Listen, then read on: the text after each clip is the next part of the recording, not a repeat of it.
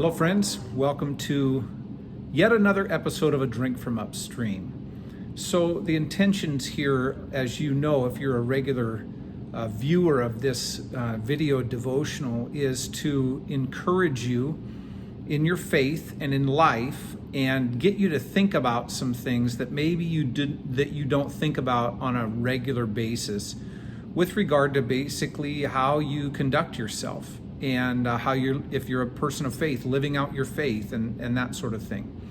So here's a question for you that might be a little bit uncomfortable if you're thinking about it, and that is this: how many people in your life do you treat well or treat kindly because you need something from them?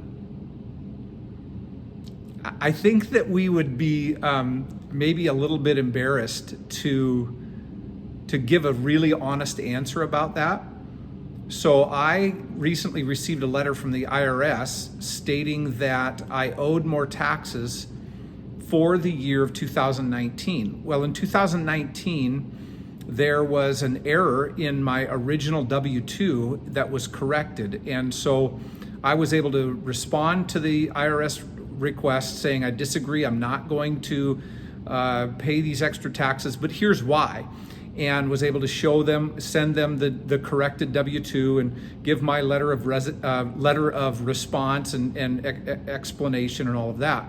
And my hope is, of course, that's in the mail now. My hope is that is acceptable to them and all of that. Maybe stay tuned. Maybe a few months from now, I'll have to give an update on that. But I recognized that I was being very cordial in my letter so as to not have whoever was reading it go sideways on me and make things difficult.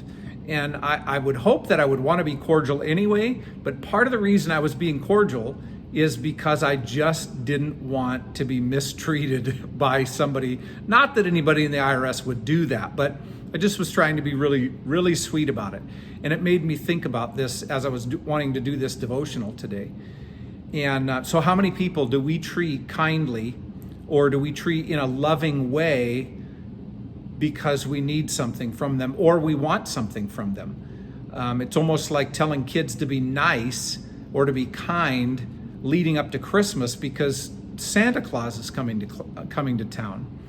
And the fact is, we probably do that more than we'd like to admit, but it also isn't just relegated to people. I wonder how many times you or I will go to God with that same sort of mentality, that we're going to be nice or be kind, or we're going to pray a certain way or act a certain way because we're hoping to get something from God.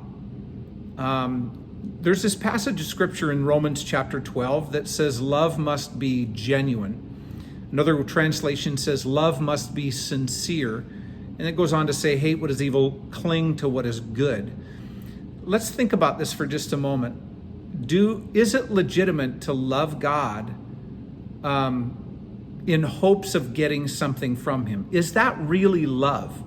Do we really, and of course we can relate that to our relationships with our spouses, our children, our parents, our friends, neighbors. Are we kind to them? Do we, quote, love them because we're hoping to get something from them? Or do we love them simply because they are? That's how we're supposed to love.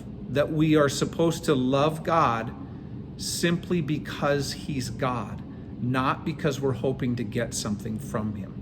Now, if, like me, you realize, I actually do that sometimes. I don't think the point would be, or the right response would be, to feel like an utter failure and give up on life, but to recognize it, to acknowledge it to God in a repentant way, in a remorseful way, and say, oh, Lord, help me to be sincere, help me to be genuine, and not to